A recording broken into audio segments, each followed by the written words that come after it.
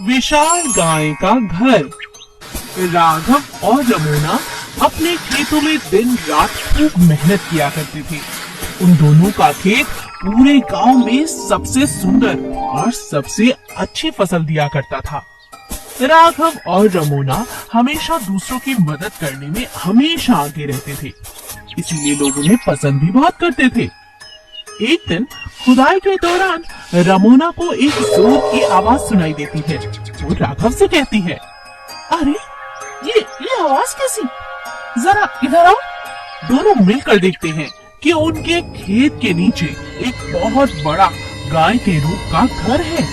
उस घर को देखकर दोनों हैरान रह जाते हैं। राघव रमोना से कहता है, अरे आज से पहले इस घर को यहाँ कभी नहीं देखा। जरूर ये किसी ने यहाँ दफनाया है रमोना। हमें तो कुछ करना होगा। मुझे तो लगता है लोग हमारी फसल से जलने लगे हैं। कोई जरूर ये जादू टोना किया है हमारे खेत पर। मुझे भी कुछ ऐसा ही लगता है। चलो, मुझे शक है कि ये सीताराम ने किया होगा। चलकर उसके खेतों में आज रात ही दबा देते हैं। सारा का सारा दूध का दूध और पानी का पानी हो जाएगा। हाँ, ये तुमने ठीक कहा। दोनों मिलकर रात के अंधेरे में जाते हैं और वही बड़ा सा घर सीताराम के खेतों में दबा देते हैं। ऐसा करने के बाद अगले दिन जब वो अपने खेत पर लौट कर आते हैं तो देखते हैं कि सीताराम का खेत एकदम उजड़ चुका है। हाय राम, ये क्या? सीताराम भाई का खेत तो देखो पूरा उजड़ चुका है। कहीं ये हमारी कल की गलती की वजह से तो नहीं? राघव रमोना से कहता है, इसी ने ये घर हमारे खेतों में किया था। ये मत भूलो, अगर हमने ऐसा न किया होता तो ये हमारे साथ हो रहा होता। चलो काम पर चलते हैं। दोनों पति पत्नी फिर से काम पर लग जाते हैं। उधर सीताराम रो रो कर बुरा हाल कर लेता है। हाय राम, ये मेरे साथ क्या हो गया? किसने किया ये मेरे साथ? राघव और रमोना जब सीताराम को देखते हैं तो उसका दुख उनसे देखा नहीं जाता और वो सारी बात सीताराम को बता देते हैं। क्या बात कर रहे हो राघव? मैं भला ऐसा क्यों करूंगा? और ये काम तुमने क्यों किया? चलो मेरे साथ, चलो अभी मेरे खेत में और वो गाय का घर बाहर निकालो। जरूर इसके पीछे कोई और है। मैंने ऐसा कुछ नहीं किया। अब तीनों मिलकर फिर से सीताराम के खेतों से वो गाय का घर बाहर निकालते हैं। उसमें एक दरवाजा था। जब उसे खोलते हैं तो वहाँ पर एक जादुई गाय बैठी हुई थी जो जोर जोर से हंसने लगती है और कहती है, ये तो मैं आजाद होने के लिए यहाँ पर आई थी तुम्हारे खेतों में और तुम दोनों एक दूसरे पर ही शक करने लगे। अब मैं आजाद हूँ, मैं तो चली। जैसे ही वो गाय आजाद हो जाती है, जादुई घर अचानक से गायब हो जाता है। सीताराम राघव को देखता है और राघव सीताराम से माफी मांगता है। दोस्त, मुझे माफ कर दो। तुम पर शक किया मैंने। न जाने ये जादुई गाय और ये घर कहाँ से आ गए थे। तुम तो जानते हो मैं किसी का बुरा नहीं करता, मगर आज मुझसे भी गलती हो ही गई। सीताराम राघव को माफ कर देता है और एक बार फिर से राघव और सीताराम अपने अपने खेतों में फिर से मेहनत पर लग जाते हैं और खुशी खुशी जीवन जीने लगते हैं। चीन 100 पहिया ट्रैक्टर चोर। चंदनपुर गांव में रामू नाम का एक चोर रहता था। वो अपने गिरोह के साथ चंदनपुर की गुफाओं में रहता था और आसपास के गांव में चोरी करके अपनी गुफा में सुरक्षित पहुंच जाया करता था। चंदनपुर और आसपास के गांव वाले बढ़ती हुई चोरी की घटनाओं से बहुत परेशान थे। रामू को पकड़ने के लिए चंदनपुर गांव और आसपास की पुलिस ने काफी कोशिश की, लेकिन वो रामू को पकड़ नहीं सकी। रामू अपने गिरोह के साथ अपने द्वारा बनाए गए खास चेन फैक्ट्री में बैठ कर निकलता था और गांव में चोरी करके फरार हो जाता था।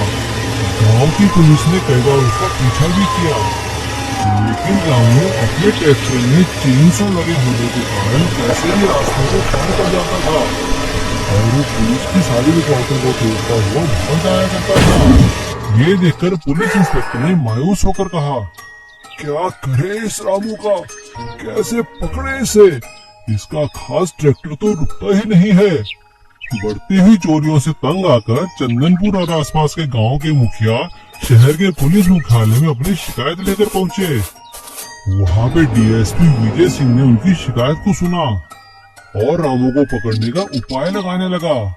उस शाम जब विजय सिंह अपनी मोटरसाइकिल में बैठ के अपने घर आ रहा था, तभी उनकी मोटरसाइकिल की चेन में कपड़ा फंस गया, जिसे निकालना बहुत मुश्किल था। ये देखकर डीएसपी विजय सिंह को एक आइडिया आया और वो अगले दिन ही चंदनपुर गांव पहुंचा और उसने वहां पे आसपास के सभी गांव के मुखियाओं को इकट्ठा करके कहा, सभी लोगों को मेरा नमस्कार। आप लोग मेरे पास रामू की समस्या लेकर आए थे और मैं आपके पास हल लेकर आया हूँ। आप लोग जितना जल्दी हो सके, जितना पुराना कपड़ा आप लोगों के घरों में पड़ा है, वो लेकर पुलिस थाने आ जाइए। हम लोग रामू को पकड़ने का उपाय कर रहे हैं। डीएसपी विजय सिंह की बात सुनकर वहाँ खड़े सभी लोग हंसने लगे और हंसते हुए चंदनपुर के मुखिया ने कहा, अरे साहब, आप रामू को पकड़ तो सकते नहीं, अब हमारे कपड़े भी उतरवा रहे हैं। क्या मजाक है ये? कोई बंदूक लाए होते, तोप लाए होते, पुराने कपड़े मंगवा रहे हैं। अरे मुखिया जी, आप मेरी बात का विश्वास तो कीजिए, मैं आपके कपड़े नहीं उतरवा रहा, मैं तो सिर्फ आपसे पुराने कपड़े मांग रहा हूँ। चलो ठीक है, देख लेते हैं आपको पुराने कपड़े देके भी। अगले ही दिन आसपास के सभी गांव वाले गाड़ियों में भर भर कर पुराने कपड़े लेकर थाने आ गए। विजय सिंह ने गांव वालों द्वारा दिए गए कपड़े इकट्ठे करके जिस रास्ते रामू अपनी गुफा की ओर जाता था, वहाँ पर एक गड्ढा करके उसने दबा दिए और उसके ऊपर की मिट्टी रख दी। 2 दिन बाद जैसे ही रामू एक गाँव में चोरी करके गुफा की तरफ जाने लगा, वो विजय सिंह ने अपनी पुलिस का पीछा किया। रामू विजय सिंह को मुँह चिढ़ाता हुआ जा रहा था। अरे आइए आइए अफसर साहब, आइए आइए, पीछा कीजिए, पकड़िए, देखते हैं कैसे पकड़ते हैं मुझे। जैसे ही रामू उस जगह पहुंचा जहाँ कपड़े रखे हुए थे, उसके ट्रैक्टर की चेनसॉ में सारे कपड़े फंस गए और उसका ट्रैक्टर वहीं पे फंस कर रह गया। पुलिस ने चारों ओर से रामू के ट्रैक्टर को घेर लिया और सभी को पकड़कर जेल में बंद कर दिया।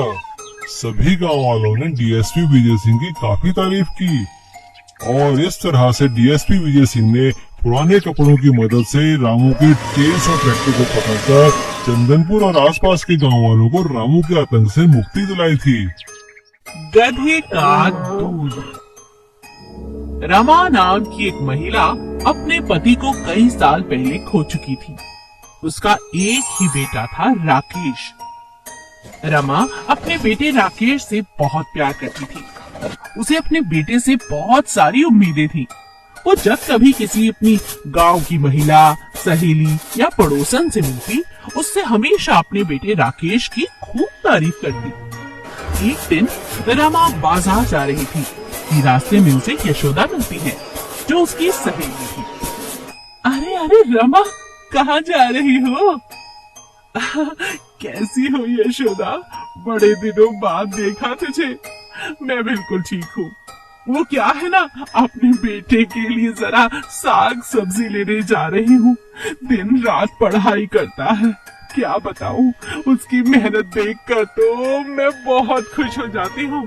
तू देख लेना, मेरा बेटा एक दिन बड़ा अफसर बनेगा, हाँ, और बहुत बड़ी गाड़ी में घूमेगा। अरे अरे, ये तो बहुत अच्छी बात है रमा। अच्छा, अब मैं चलती हूँ। रमा की एक बहुत ही बुरी आदत थी। वो हद से ज्यादा अपने बेटे पर भरोसा करती थी और भरोसा करने से भी ज्यादा बड़ी बात ये थी कि वो हर किसी से अपने बेटे की खूब बड़ाई करती और उन्हें बताती कि उनका बेटा कितना महान है। एक दिन जब रमा दोपहर के समय सो रही थी, अचानक उसने देखा कि उसका बेटा बहुत सारे गधे लेकर घर पहुंचा है। अरे अरे अरे राकेश, इतने सारे गधे! हाय राम, मैं तो पूरे गांव को कहती घूम रही हूँ कि तू बड़ा अफसर बनेगा, और ये देख, तू तो इतने सारे गधे लेकर घर पहुंच गया है। आखिर तू चाहता क्या है रे? तुझे कभी पढ़ता नहीं देखती, ना जाने तू क्या करेगा। माँ, तुम यूं ही परेशान हो रही हो। बस मुझे 4 दिन दो, 4 दिन बाद देखना, तुम्हारे घर के आगे जैसी गाड़ी कहोगी वैसी खड़ी कर दूंगा। हाँ ठीक है रे, ठीक है, जैसा तू कहे। रमा चुपचाप बैठ जाती है और 4 दिन तक घर से बाहर नहीं निकलती। उसे ये डर था कि कहीं उसका बेटा उससे झूठ तो नहीं कह रहा। लेकिन 4 दिन की कड़ी मेहनत के बाद रमेश के पास बहुत सारे ग्राहक आने लगते हैं। अब वो गधों का दूध बेचना शुरू कर देता है। यह देखकर गांव के सभी लोग बहुत हैरान हो जाते हैं। अचानक उसके पास ढेर सारा पैसा हो जाता है, नई नई गाड़ियां आ जाती हैं और घर की मरम्मत भी शुरू हो जाती है। यह सब देखकर रमा की छाती खुशी से फूली न समाती। वो 4 दिन बाद घर से बाहर निकलती है और अपनी सहेलियों से कहती है, देखा, मैं कहती थी ना, मेरा बेटा एक दिन बड़ा नाम कमाएगा। मगर रमा, तुमने तो कहा था तुम्हारा बेटा बड़ा अफसर बनेगा। अफसर कहाँ बना? वो तो देखो गधे का दूध निकाल रहा है। अरे अरे, कुछ भी करे, बस वो खुश रहे और हमारे गांव का, हम सबका नाम रोशन करे। क्यों, ठीक है ना? हाँ, अब तुमने सही बात करी रमा।